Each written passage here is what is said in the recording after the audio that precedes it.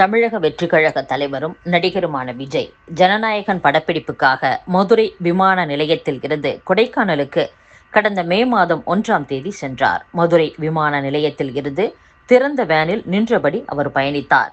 அப்போது தொண்டர்களும் மக்களும் விஜயை பார்க்க திரண்டனர். வாகனங்களிலும் மரக்கிளைகளிலும் ஏறி நின்று விஜயை பார்த்தனர். விஜயின் ரோடு ஷோ வீடியோவையும் மதுரையில் மே 31ஆம் தேதி நடைபெற்ற முதலமைச்சர் மு.க.ஸ்டாலின் நடத்திய ரோட் ஷோவையும் ஒப்பிட்டு சமூக வலைதளங்களில் தாவேகவினர் விமர்சித்து வருகின்றனர்.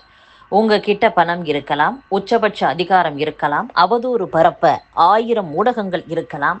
ஆனால் மதுரையில் விஜய்க்கு வந்த மாதிரி எதையும் எதிர்பார்க்க முடியாது. அளவு கடந்த அன்பை காட்டுகிற மக்கள் படை மட்டும் என்றைக்குமே உங்களிடம் இருக்காது. மதுரையில் விஜய்க்கு அன்பால் தன்னெழுச்சியாக அலைக்கடலென திரண்டது மக்கள் கூட்டம். முதலமைச்சர் ஸ்டாலினுக்கு வெளியூரில் இருந்து காசு கொடுத்து கூட்டியும் கூடாத கூட்டம்.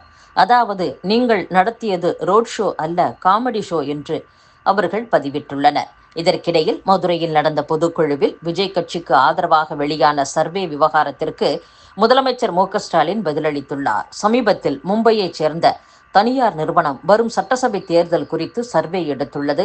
அந்த சர்வே முடிவில் நடிகர் விஜய் கட்சியான தாவேக தனித்து போட்டியிட்டு 95 முதல் 105 தொகுதிகளை கைப்பற்றும் என கூறியுள்ளது. மேலும் திமுக 75 முதல் 85 தொகுதிகளும், அதிமுக 55 முதல் 65 தொகுதிகளையும் கைப்பற்றும் என்றும் சொல்லப்பட்டுள்ளது. இந்த சர்வே அரசியல் வட்டாரத்தில் அதிர்வலைகளை ஏற்படுத்தியது. ஆளுங்கட்சி தரப்பில் அதற்கு எந்த விமர்சனமும் வராமல் இருந்த நிலையில் பொதுக்குழுவில் முதலமைச்சர் மு.க.ஸ்டாலின் அது பற்றி கருத்து கூறியிருக்கிறார். இது குறித்த பொதுக்குழுவில் அவர் பேசும்போது, சட்டசபை தேர்தலுக்கு இன்னும் சில மாதங்கள் தான் இருக்கின்றன. அதனால் வழக்கத்தை விட அதிகமாக திமுகவுக்கு எதிராக, திமுக அரசுக்கு எதிராக அவதூறு அம்புகளை மக்கள் மத்தியில் எதிராளிகள் வீசுவர். கருத்து கணிப்பு என்ற பெயரில் மக்கள் மனதில் பொய்யை விதைக்க முயற்சிப்பர். சமூக ஊடகங்கள் வாயிலாக இவற்றையெல்லாம் விதைப்பர். இதையெல்லாம் முறியடிக்க நாம் தயாராக வேண்டும். அவர்களை விட ஒரு படி முன்னால் இருக்க வேண்டும். அவர்களது பொய்களுக்கு முன்னால் நம் உண்மை மக்களிடம் சென்று சேர வேண்டும் என்றும் அந்த பொதுக்குழு கூட்டத்தில் முதலமைச்சர் மு.க.ஸ்டாலின் பேசியுள்ளார். துப்பாக்கிகளுக்கு எதிரான தோட்டாக்கள் என்ற முழக்கத்துடன் பயங்கரவாதத்திற்கு எதிரான விழிப்புணர்வு பைக் பேரணி கோவை வந்துள்ளது. பஹல்காமில் ஏப்ரல் 22ஆம் தேதி நடந்த பயங்கரவாத தாக்குதலில் 26 பேர் பொதுமக்கள் கொல்லப்பட்டனர். இந்த தாக்குதலை கண்டித்து சலோ எல்ஓசி என்ற அமைப்பு சார்பில் அமைதி, ஒற்றுமையை வலியுறுத்தும் வகையில் புல்லட் பைக் பேரணி துவங்கப்பட்டுள்ளது. கேரளாவின் காலடியில் இருந்து துவங்கி ஜம்மு காஷ்மீரின் எல்லை அருகே உள்ள டீட்வாவில் உள்ள சாரதா யாத்ரா சேத்ராவில் பேரணி நிறைவடைய உள்ளது. பேரணி சுமார் 3600 கிலோமீட்டர் தூரத்தை கடக்க உள்ளது. நேற்று முன்தினம் கேரளாவில் துவங்கிய பேரணி ஜூன் 12ஆம் தேதி முடிவடைகிறது. இதில் பங்கேற்றவர்கள் கூறுகையில், துப்பாக்கிகளுக்கு எதிரான தோட்டாக்கள் என்ற முழக்கத்துடன் பயங்கரவாதத்திற்கு எதிராக இந்த பைக் பேரணி நடக்கிறது. பஹல்காம் தாக்குதலில் உயிரிழந்தவர்களுக்கு மரியாதை செலுத்தவும், அப்பகுதியில் அமைதி திரும்ப வேண்டும் என்ற கோரிக்கையை வலியுறுத்தும் வகையிலும் இந்த பேரணி நடத்தப்படுகிறது என்றனர்.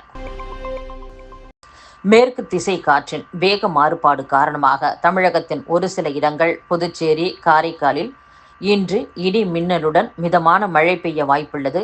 வரும் 8ஆம் தேதி வரை மிதமான மழை தொடர வாய்ப்புள்ளது.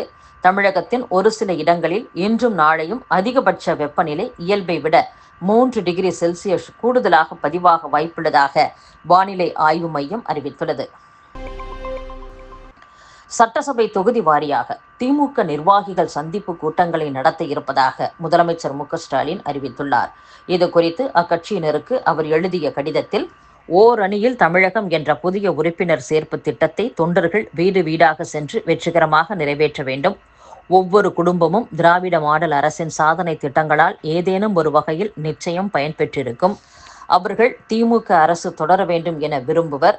அப்படி விரும்புகிறவர்களை உறுப்பினர்களாக்கி ஒவ்வொரு ஓட்டுச்சாவடியிலும் குறைந்தபட்சம் 30% பேராவது கட்சி உறுப்பினர்கள் என்ற இலக்குடன் உறுப்பினர் சேர்ப்பு திட்டத்தை செயல்படுத்த வேண்டும்.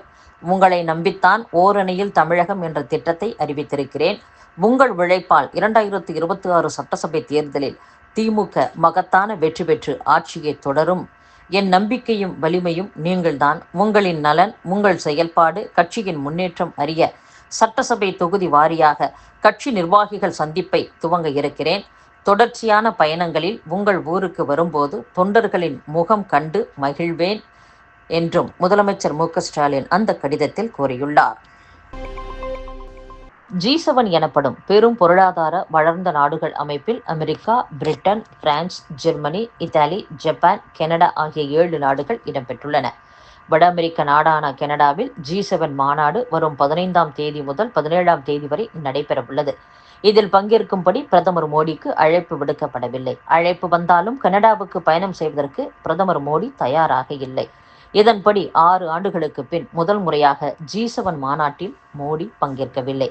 காலிஸ்தான் பயங்கரவாத அமைப்புக்கு கனடா ஆதரவாக உள்ளதால் இரு நாடுகளுக்கும் இடையேயான உறவு மோசமடைந்தது. பாதுகாப்பு அச்சுறுத்தல் காரணமாகவும் கனடா செல்ல மோடி தயாராக இல்லை என்று கூறப்படுகிறது.